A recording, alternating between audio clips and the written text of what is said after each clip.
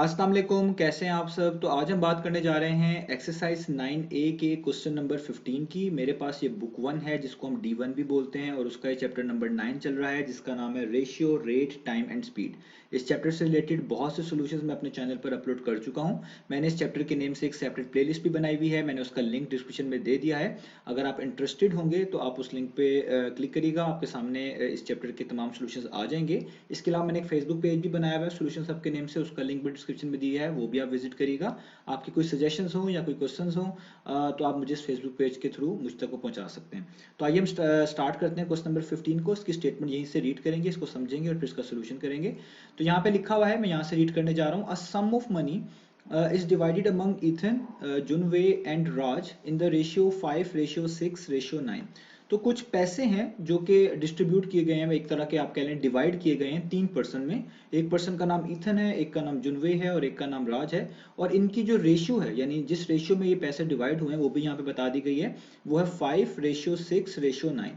अब ये जो यहाँ पे हमें रेशियो बताई गई है, इसका मतलब है जो 5 वाला पहले न्यूमेरिकल वैल्यू जो 5 है, ये कॉरस्पॉन्ड कर रही है ईथन को, ये ईथन की वैल्यू है।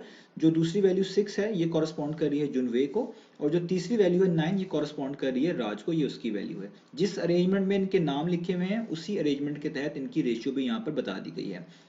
आगे लिखा हुआ है after Ethan gives $50 to his mother, the ratio becomes 3:4:6। तो इसमें जो फर्स्ट पर्सन है यानी जो ईथन है, जिसकी यहाँ पे न्यूमेरिकल वैल्यू 5 गिवन है, तो ये ईथन ने अगर $50 अपनी मदर को दे दिए तो उस मदर को देने के बाद $50, तो जो रेशियो बनी वो अब बन चुकी है 3:4:6। यानी वो पैसे जो इन तीनों में डिवाइड हो रहे थे उनकी पहले रेशियो बताई, और उसमें से एक पर्सन जो है ईथन, अगर वो $50 अपनी मदर को दे देता है अपने शेयर में से, अपने पैसों में से, तो रेशियो चेंज हो जाती है और जो नई रेशियो आई है वो आई है 3:4:6।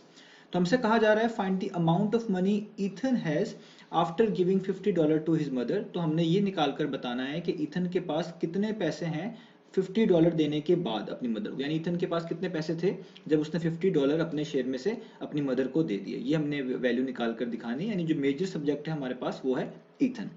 तो इस तरह के क्वेश्चन में वर्ड प्रॉब्लम है, हमें अक्सर कुछ ना कुछ सपोज करना पड़ता है, कुछ ना कुछ लेट करना पड़ता है। तो हम मान लेते हैं कि ईथन के पास जो शेयर था ईथन का, वो था 5x। मैं 5x क्यों कह रहा हूँ, क्योंकि ईथन की यहाँ पे जो न्यूमेरिकल वैल्यू है वो है 5। तो हम कह लेते हैं जो मनी है ये x है, लेट से कि टोटल मनी x थे, तो ईथन का जो उसमें से हिस्सा बना वो लेट से 5x था। तो हम यहाँ पे लिख लेंगे Ethan share, let us suppose Ethan had, यानी ईथन के पास ये पहला जो पैसे थे वो थे हैड $5x। अब ये 5x मैंने इसलिए कहा है, मैं आपको बता चुका हूँ, x यहाँ पे टोटल अमाउंट ऑफ मनी है और उस टोटल अमाउंट ऑफ मनी से इन तीनों पर्सन में डिस्ट्रीब्यूट हुए हुए हैं। तो ईथन का 5 यहाँ पे लिखा हुआ है न्यूमेरिकल वैल्यू, तो इसको जो हम कह लेते हैं इसके पास जो मनी होंगे उसका जो शेयर होगा वो 5x होगा। तो अब हम यहाँ पे इनकी जरा एक रेशियो बना लेते हैं जो इनमें गिवन है। तो ईथन की रेशियो क्या बनेगी, ईथन की रेशियो बनेगी $5x। और जाहिर बात है इसी इसी अमाउंट ऑफ मनी से, यानी इसी एक्स में से हमने बाकी सब लोगों को भी पैसे डिस्ट्रीब्यूट किए हुए हैं। तो जुनवे की फिर कितनी बनेगी वो भी हम यहाँ पे लिखनी पड़ेगी हमें। तो जुनवे की हमारे पास रेशियो बनेगी, उसकी न्यूमेरिकल वैल्यू यहाँ पर 6 है, तो हमें यहाँ पे लिखना पड़ेगा $6x, यानी उसको 6x मिले होंगे। और आखिरी पर्सन जो है वो है राज, और उसकी भी रेशियो में यहाँ पे लिखनी पड़ेगी, उनकी न्यूमेरिकल वैल्यू 9 है, तो यहाँ पे हमें लिखना पड़ेगा $9x।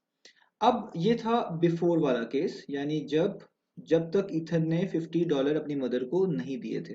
अब जो आफ्टर वाला केस है, यानी जब $50 दे दिए, तो अब जो रेशियो बनी होगी वो बहुत इजी है कि जाहिर बात है जो पैसे हैं 5x, इसमें से $50 कम हो गए होंगे।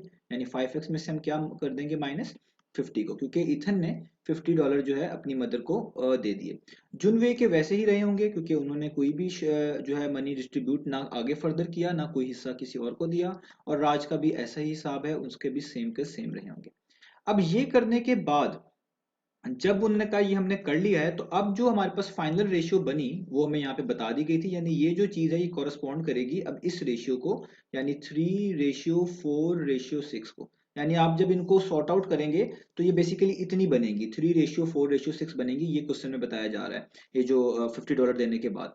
तो जब इस तरह का क्वेश्चन हमारे पास आ गया है, हमारे पास एक रेशियो यहाँ पे गिवन है, ठीक है, और जो कि जिसमें एक्स आ रहा है अननोन है, और एक रेशियो हमारे पास यहाँ पे गिवन है जो हमें पता है कि ये वाली रेशियो इसी के इक्वल आएगी, 3:4:6 के, क्योंकि हमें क्वेश्चन में ये बता दी गई है कि $50 देने के बाद जो नई रेशियो है वो इसके इक्वल आनी चाहिए। तो ये हमारी नई रेशियो है, ये 5x वाली, और जिसमें एक्स आ रहे हैं, तो ये इसके इक्वल आनी चाहिए। तो अगर मैं यहाँ से फर्स्ट टू पिक करता हूँ, लेट्स से ये इथन और जुनवे का शेयर बताऊं, पिक करता हूँ। इथन का तो पिक करना इसलिए लाजमी है क्योंकि हमने उसी की वैल्यू निकालनी है कि $50 देने के बाद उसके पास कितने पैसे हैं। तो इधर से भी मुझे कौन से दो पिक करने पड़ेंगे, ये फर्स्ट टू ही पिक करने पड़ेंगे, क्योंकि हम रेशियो को इस तरीके से ही कॉरस्पॉन्ड करवाते हैं, एक दूसरे के साथ आप कह लें मैच करते हैं। तो फर्स्ट हमारे पास क्या लिखी जाएगी, इथन का शेयर, यानी हम यहाँ पे लिखेंगे 5x माइनस 50। और क्योंकि रेशियो का मतलब डिवाइड होता है, तो अगर हम आगे जुनवे की जो रेशियो यहाँ से पिक कर रहे हैं, तो मुझे यहाँ पे डिवाइड का सिंबल यूज करना पड़ेगा और नीचे लिखना पड़ेगा 6x, बीच में इक्वल टू का साइन आएगा, और यहाँ से भी उन्हीं 2% की रेशियो उठाई जाएगी जहां से जो यहाँ से लेफ्ट साइड से हमने पिक की थी, यानी इथन और जुनवे की। तो यहाँ से भी फर्स्ट वाली पिक करी जाएगी, यानी 3, और आगे रेशियो 4 है, तो रेशियो का मतलब है इसको डिवाइड करना पड़ेगा और इसको नीचे रखना पड़ेगा 4 को। तो ये हमने एक कह लें एक तरह का इसको हम कह सकते हैं प्रोपोर्शन बना लिया। जब हम दो रेशियोज को आपस में इक्वल रखते हैं तो ये बेसिकली एक तरह का प्रोपोर्शन हो जाता है। तो ये बेसिकली हमने इसकी मदद से एक तरह का प्रोपोर्शन यहाँ पर बना लिया है। अब जस्ट आपने सॉल्व करना है, क्योंकि एक्स की वैल्यू आपको पता चल गई, वो आपने यहाँ पे पुट कर देनी है। तो $50 देने के बाद जो इथन का शेयर है वो हमें इजीली पता चल जाएगा। तो अब हमने जस्ट इनको कर देना है क्रॉस मल्टीप्लाई। तो 4 इधर इन दोनों वैल्यू से मल्टीप्लाई हो जाएगा, 6x इधर इधर 3 से मल्टीप्लाई हो जाएगा। तो हम यहाँ पे लिख लेते हैं कि 4 को हम करेंगे मल्टीप्लाई 5x माइनस 50 से, इसको हम क्रॉस मल्टीप्लीकेशन भी कह सकते हैं, और 3 को मल्टीप्लाई करेंगे 6x से। तो यहाँ पे 4 5 टाइम्स हो जाएगा 20x, क्योंकि 4 को ब्रैकेट्स में अंदर जो भी लिखा हुआ है इन दोनों से मल्टीप्लाई करना है। और 4 को जब हम 50 से मल्टीप्लाई करेंगे तो यहाँ पे हमारे पास आ जाएगा 200। 3 को 6 टाइम्स करेंगे तो ये हमारे पास हो जाएगा 18x। अब मैं x वाली वैल्यूज एक तरफ कर लेता हूँ और नंबर्स वाली वैल्यूज एक तरफ कर लेता हूँ। ये पॉजिटिव 18x है, ये इक्वेशन की लेफ्ट साइड पे जाएगी, तो ये वहां जाके हो जाएगी नेगेटिव 18x। आप दोनों साइड्स पे 18x को माइनस भी करवा दें तो भी आपके पास यही चीज बचेगी। और ये जो -200 है, इसको इक्वेशन के राइट साइड पे ले आता हूं, तो ये यहाँ के क्या हो जाएगा पॉजिटिव 200। तो ये हमारे पास एक इसकी कह लें इक्वेशन बन गई। अब 20 में से 18 माइनस कर सकते हैं, 20x माइनस 18x होता है 2x, और यहाँ पे हमारे पास बचेगा जस्ट 200। और यहाँ पे हम क्योंकि x की वैल्यू निकालनी है, x का 2 मल्टीप्लाई हो रहा है, इसको इक्वेशन के दूसरी तरफ मूव करेंगे तो ये वहां जाके क्या हो जाएगा डिवाइड, यानी हमने 200 को किस पे डिवाइड कर देना है, 2 पे। अब ये बहुत सिंपल है, क्योंकि 200 को 2 पे डिवाइड करेंगे तो हमें पता है ये 100 आएगा, क्योंकि 2 1 टाइम्स 2 होता है और 200 टाइम्स 200 होता है। तो हमारे पास x का आंसर आ गया, वो आ गया 100। ठीक है। अब ये जितनी भी वैल्यूज मैं यहाँ पे निकाल रहा हूँ ये डॉलर में है, मैंने यहाँ पे डॉलर का साइन मेंशन नहीं किया हुआ, लेकिन ऑब्वियस है कि ये डॉलर में वैल्यूज आ रही हैं। तो जब मुझे x की वैल्यू पता चल गई है, तो अब मैं इथन का शेयर निकाल सकता हूँ। ठीक है। अब मैं इथन की अमाउंट ऑफ मनी जो है ना निकाल सकता हूँ। तो मैं यहाँ पे लिखूंगा amount of money, amount of money Ethan has, amount of money Ethan has. ठीक है। अब ये वो वाली अमाउंट है जो कि $50 देने के बाद इथन के पास होगी। तो हमने वो यहाँ पे लिखी हुई है, वो वैल्यू कितनी बनती है, वो बनती है आफ्टर वाली, यानी 5x माइनस $50। तो मैं इसको यहाँ इसी को यूज करूंगा, मुझे इसमें से बस x ही चाहिए। तो मैं यहाँ पे लिखूंगा डॉलर 5x माइनस 50, और यहाँ पे ब्रैकेट क्लोज। अब मैं बस ये जो x की वैल्यू मेरे पास आ गई है, मैं यहाँ पे पुट करवा दूंगा और मेरे पास वो पैसे आ जाएंगे जो इथन के पास थे $50 दे देने के बाद। तो यहाँ पे लिखूंगा डॉलर, तो यहाँ पे आपके पास आएगा 5, x की जगह पे आप पुट कर लें 100 जो वैल्यू है, और यहाँ पे हो जाएगा -50।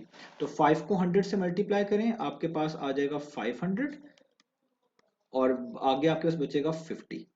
और ये आपको बहुत इजी है, 500 में से जब हम 50 माइनस करेंगे तो हमारे पास आएगा 450, और यहाँ पे आ जाएगा डॉलर। यानी ये हमारा आंसर आ गया कि इथन के पास जो पैसे थे $50 देने के बाद अपनी मदर को, वो बनते हैं 450। तो यही हमने फाइंड आउट करके दिखाना था। उम्मीद है आपको ये क्वेश्चन समझ आया होगा।